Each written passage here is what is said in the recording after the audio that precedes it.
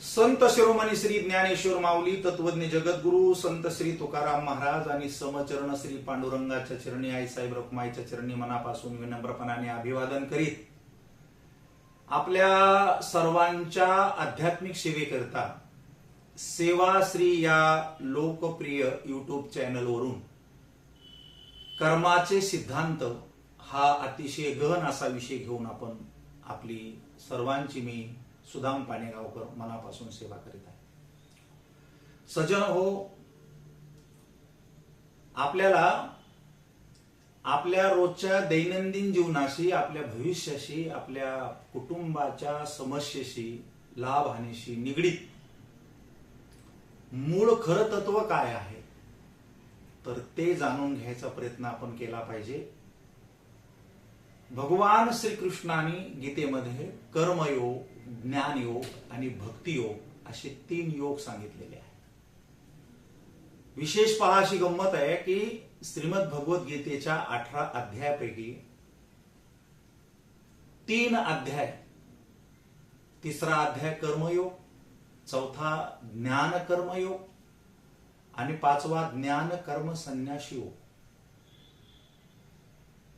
परत पुन्हा हे 3 अध्याय तर सांगितलेच, परंतु रणांगणामध्ये कर्मापासून पलायन करणाऱ्या श्री अर्जुनाला हा कर्मयोग व्यवस्थितपणे सांगून ते कर्म करूनही अकर्ता ठेवलं आणि युद्ध करूनही, माणसं मारूनही पापमुक्त केलं।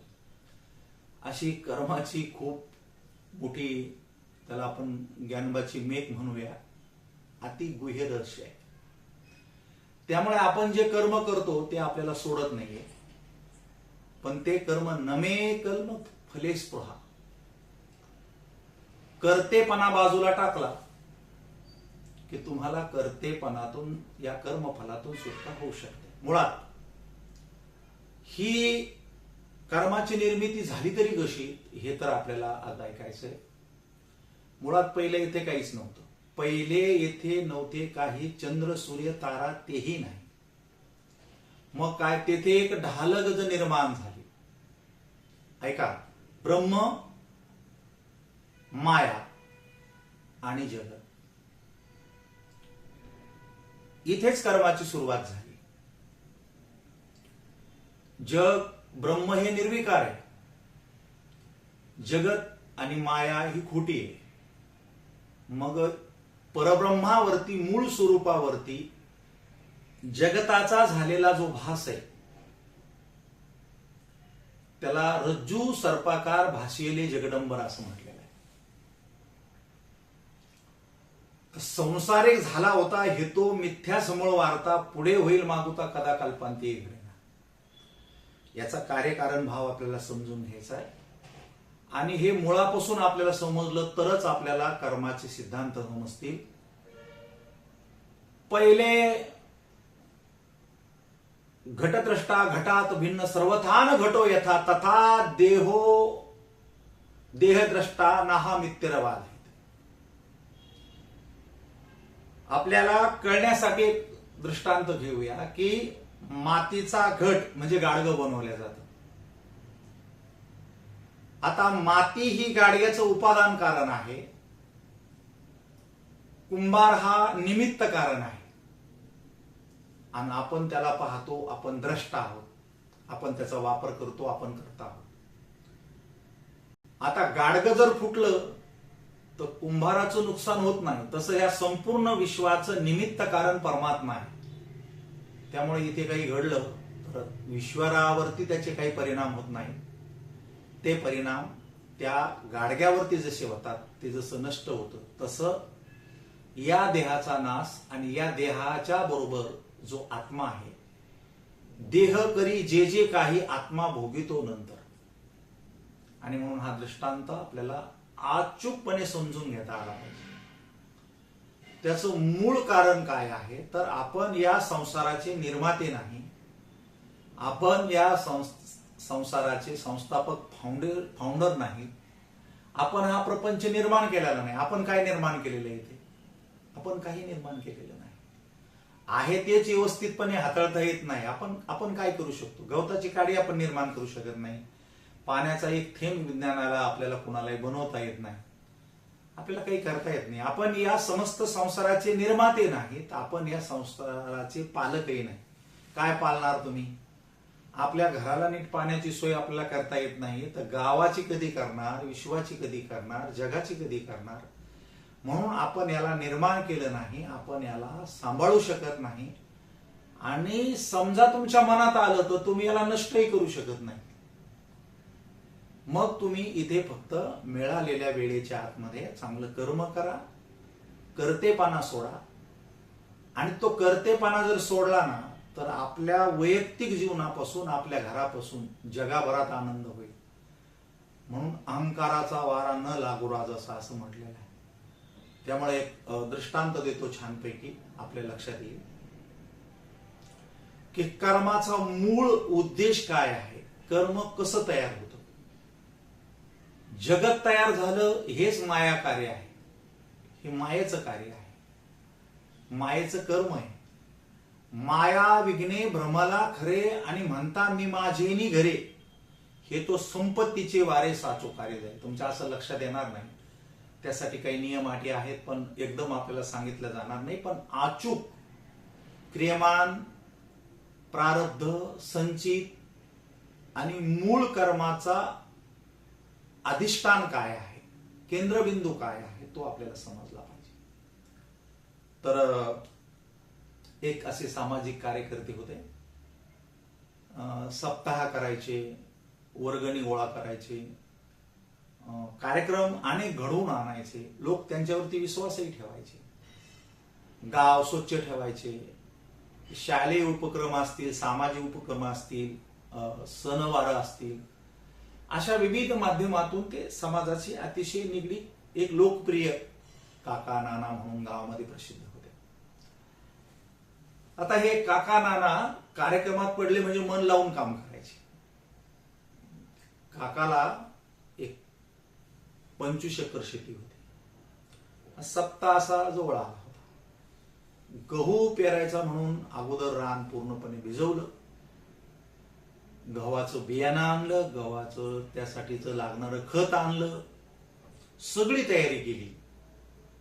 पण सप्ताहाच्या गडबडीमध्ये वर्गणी गोळा करता करता, पत्रिका छापता छापता, हे सगळं मिळून आणता आणता त्यांना गहू पेरण्याचा विसर झाला. आणि मग बराच वेळ गेला. बायकोने गारानं केल्यामुळं मग एके दिवशी काकांनी गहू पेरला. आता गहू पेरला 25 एकर मध्ये. 1 दिवस झाला, 2 दिवस झाले, 3 दिवस झाले, 5 दिवस झाले, 8 दिवस झाले, 10 दिवस झाले, गव्हाचा एक दाणा उगला नाही. आता काका आणि काकी परेशान झाले, गहू का उगला नाही. बघा, आता गहू उगला नाही तर शेजारची काय म्हणायची, तुमच्या कर्माचे फळ. काहीतरी सप्ताहातले पैसे खाल्ले असतील, काही गडबड केली असतील, देवाला सगळं समजतं वर. कोणी म्हणायचं तुमचं ग्रह फिरलं, कोणी म्हणायचं तुमची ग्रह दशा चांगली नाही, कोणी म्हणे तुम्ही केलेलं हे पाप आहे. अरे 25 एकर गहू पेरला आणि एक गव्हाचं ताट उगलं नाही. ते उद्विग्न झाले, मनाला लोकांचे बोलणे लागू लागले, उदास व्हायचे, रडत बसायचे. त्याच रस्त्याने एक कृषी अधिकारी जात होते. त्या दोघा नवरा बायकोचं रडणं त्या अधिकाऱ्यांनी पाहिलं, गाडी उभी केली आणि का रडता म्हणून चौकशी केल्याबरोबर काकाने सांगितलं की अहो, आम्ही 25 एकर शेतीमध्ये गहू पेरलाय, बियाणं खत उधार आणले आणि गव्हाचं एक ताटही उगलं नाही. लोक म्हणतात तुमचे काही दोष असतील, तुमचं काही पाप असेल, तुमचं काही कर्म असेल, भोगा आता कर्माची फळं, आणि त्यामुळे आम्हाला दुःख झालं आणि आम्ही रडतो. कृषी अधिकारी होते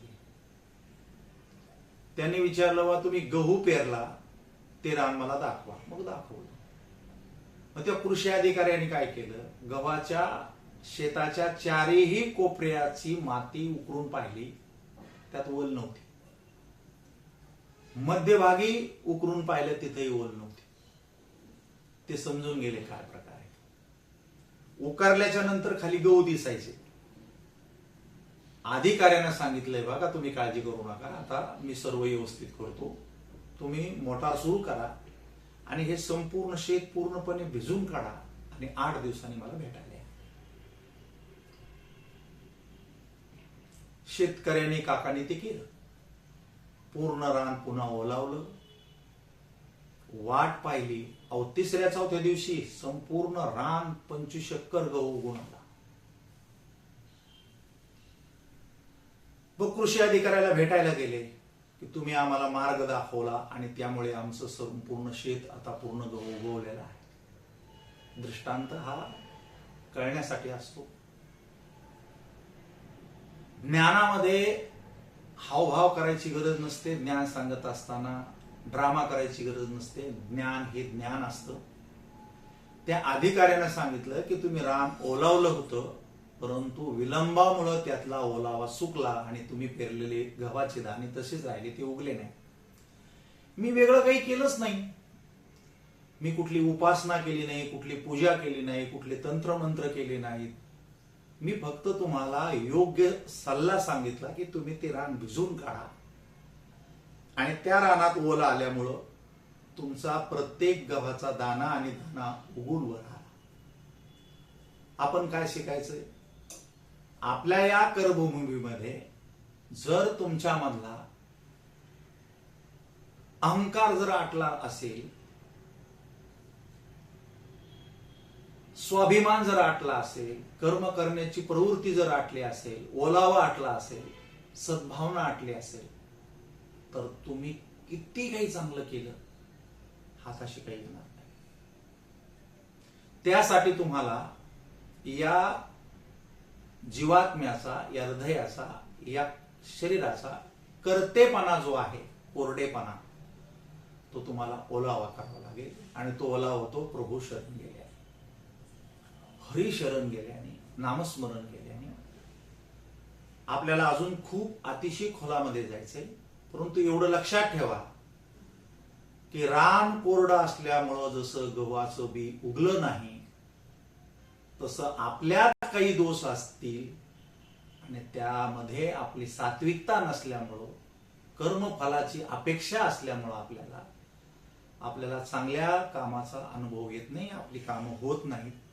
त्यामुळं त्या संपूर्ण शेतामध्ये जसं सगळीकडे पाणी सोडावं लागलं, तसं आपल्या डोळ्यांनी, आपल्या कानाने, आपल्या मुखाने, आपल्या हृदयाने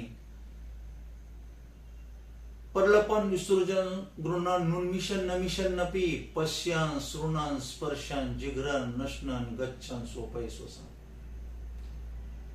तुमच्या प्रत्येक इंद्रियाचा, ज्ञानेंद्रियाचा, कर्मेंद्रियाचा अहमभाव सुटला पाहिजे.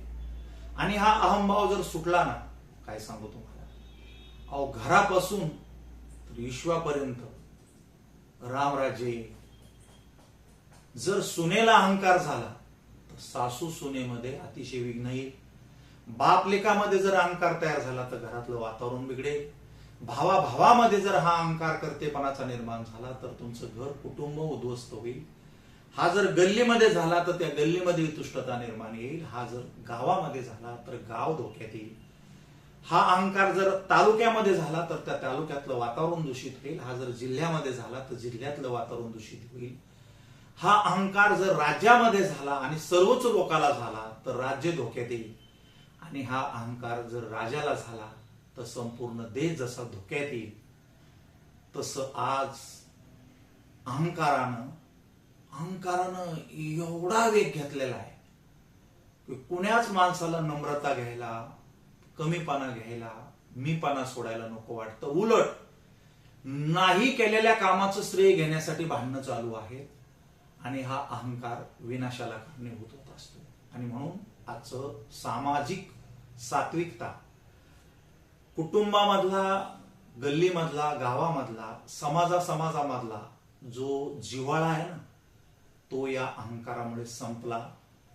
आणि पाणी आटल्यावरती मासे जसे तरफडतात ना, तसं लक्षात ठेवा, हे जग जर अहंकाराने भरून निघलं तर माणसं अशीच प्रत्येक ठिकाणी, प्रत्येक वेळी, प्रत्येक कार्यात तडफडून तडफडून अशा प्रकारची ही वाया जातील आणि म्हणून आपल्याला पुन्हा एकदा किंबहुना सर्व सुखी तुमचं जीवन अंतर्बाह्य इह परलोकी सुखी आणि शुद्ध ज्ञान ज्याची मुखी असं म्हटलं आहे. त्यामुळे कर्म आणि कर्माची अचूकता, आणि ती कर्माची अचूकता येते अहंकार सोडल्यावर. नमे कर्म फले स्पृहा, श्रीमद भगवद्गीतेचं महावाक्य, की तुला कर्म करण्याचा अधिकार आहे, कर्मफळाची अपेक्षा करू नको. आपण आपलं काम करा, भगवंताला सर्व काही कळतं, तो त्याची गोड फळं तुम्हाला देईल या जन्मात, जन्माजन्मात आणि तुमच्या सर्व परिवाराला. त्यामुळे सेवाश्री आपल्याला सांगते की कर्म करा, चांगलं कर्म करा, आणि जे काही करत असाल ते श्रीकृष्णार्पण करा. आजची सेवा इथे समाप्त करूया आणि झालेलं हेही चिंतन श्रीकृष्ण परमात्म्याच्या चरणी, योगेश्वर भगवान श्रीकृष्णाच्या चरणी समर्पित करूया. श्रीकृष्णार्पणमस्तु. यत्र योगेश्वर कृष्ण यत्र पार्थो धनुर्धरः तत्र श्री विजो भूतिर् ध्रुवा नितिर् मतिर्मोह. रामकृष्ण हरी रामकृष्ण.